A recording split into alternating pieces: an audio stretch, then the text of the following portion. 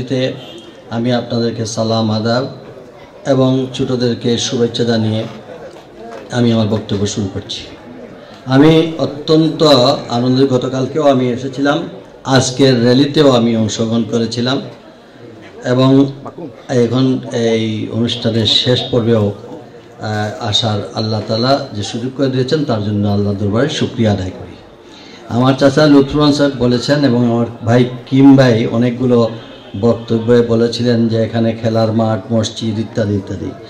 তা আসলে মূলতই যে পরিকল্পনা যখন নেওয়া হয় তখনই কিন্তু এই ধরনের পরিকল্পিত হাউজিং স্টেটে এইগুলো রাখা উচিত ছিল, কিন্তু এগুলো রাখা হয়নি। এবং তখনও যখন একটু খেলার মাঠ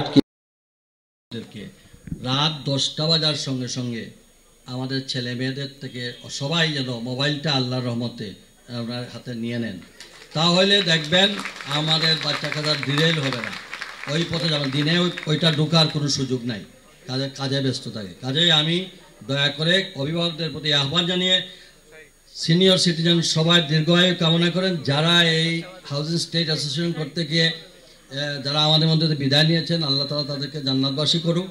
আর যারা এখনো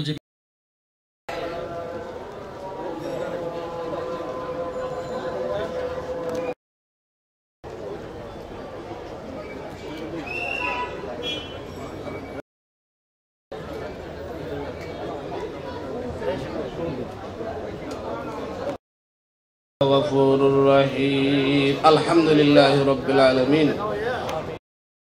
এই সুন্দর পরিবেশ, হে আল্লাহ, যাদের মাধ্যমে এই সুন্দর পরিবেশ মাহফিলের আয়োজন থেকে নিয়ে যারা ইয়া আল্লাহ আরহামুর রাহিমিন মানব সেবার উন্নতি এবং মানবের খেদমত,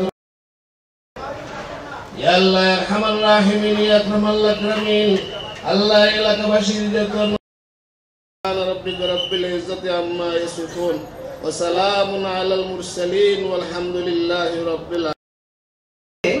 সামাজিক সম্পর্ক, সামাজিক বন্ধন যত দৃঢ় হয়, প্রত্যেকটি পরিবার, প্রত্যেকটি পরিবারের আপনজন আমাদের তরুণ প্রজন্মের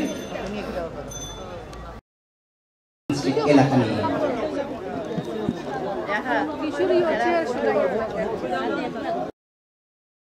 guardians and our sincere and active counselor Rezaul Hassan Qais Lodi.